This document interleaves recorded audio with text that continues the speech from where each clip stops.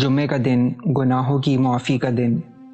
رسول اللہ صلی اللہ علیہ وآلہ وسلم نے فرمایا، جو شخص جمعے کے دن غسل کرے اور خوب اچھی طرح سے پاکی حاصل کرے اور تیل استعمال کرے یا گھر میں جو خوشبو میسر ہو استعمال کرے، پھر نماز جمعہ کے لیے نکلے اور مسجد میں پہنچ کر دو آدمیوں کے درمیان نہ گھسے، پھر جتنی ہو سکے نفل نماز پڑھے اور جب امام خطبہ شروع کرے تو خاموشی سے سنتا رہے، تو اس جمعے سے لے کر دوسرے جمعے تک کے سارے گناہ معاف کر دیے جاتے ہیں۔